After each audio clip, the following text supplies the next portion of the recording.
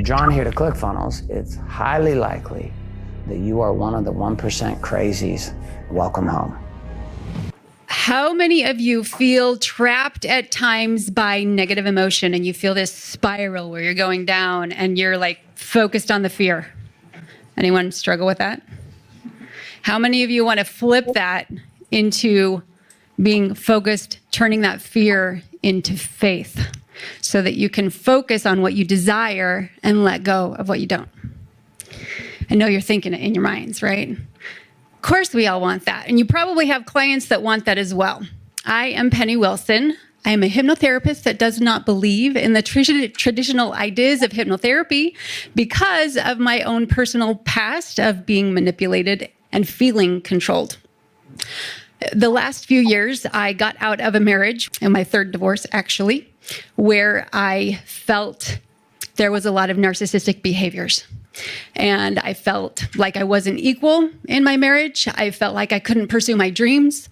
And it was really super hard. So I decided to get out of the marriage and burn down my past. And the victory after that experience, after going through my personal transformation, going through hypnotherapy experiences, is that this last summer, I arranged for me and my ex-husband to move into the same apartment complex so that my kids can walk back and forth. And it is so freaking amazing to be able to take that negative emotion, to let it go so that I don't have to be triggered anymore. It's not about circumstances. It's not about who outside in your life is trying to control you. It's about you inside, knowing who you are and having that core identity of what matters to you. And yes, being able to set boundaries, but doing it with love and compassion. I don't want my kids to see me being venomous to my ex. I don't talk about him like he's a narcissist, but I am always talking as taking responsibility of this is my experience. This is how I feel. This is my emotions.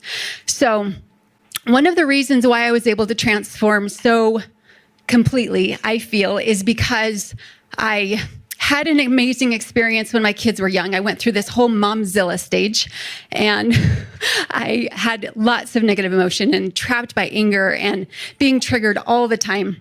And I felt intuitively guided to grow a garden. And the homestead lady is going to understand all about this. But literally, my mind was transformed while my hands were in the soil. I had time to be quiet. I had time to be still. I had time to think about what was happening. So there was just amazing principles that I learned. You guys want to hear one of them? Okay.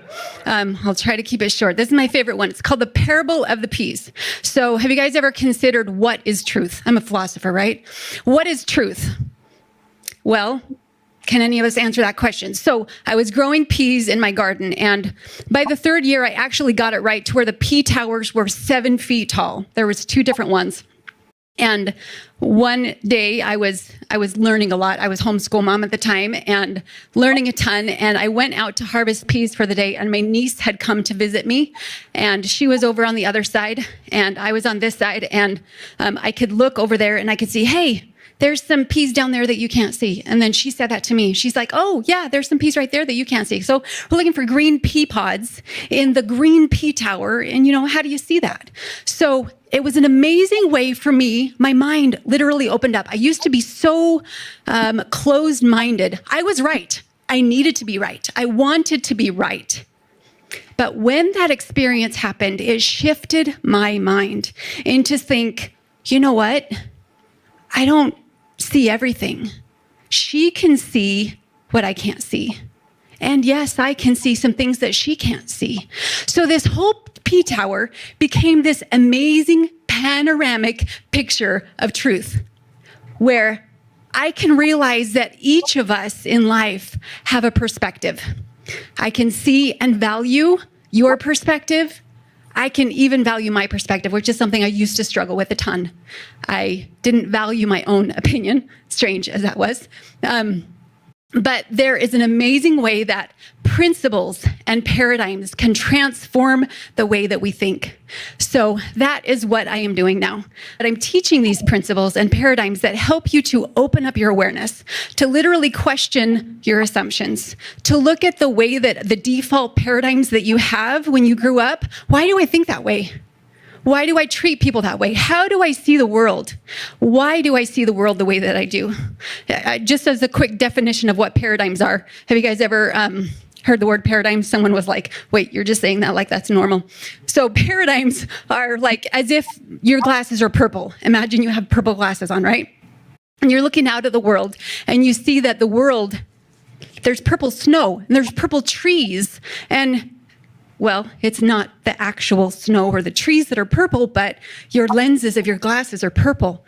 And the way that you see the world comes from all of the ways that you grew up, all of the default wiring that was formed by the perspective of the people in your family, by your own experiences, by your pain.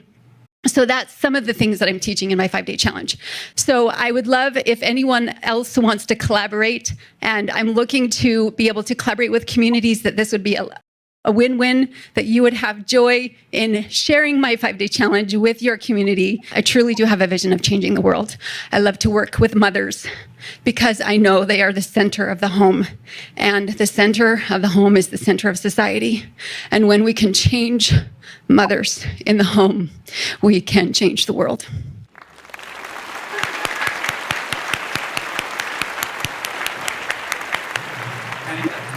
Thank you.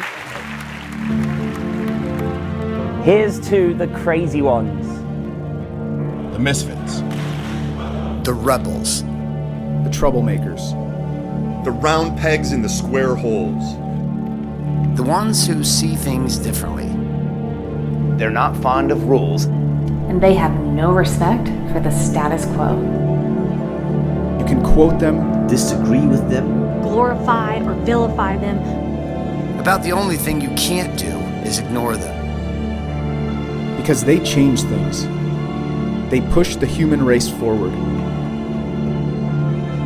And while some might see them as the crazy ones, we see genius. Because the people who are crazy enough to think that they can change the world are the ones who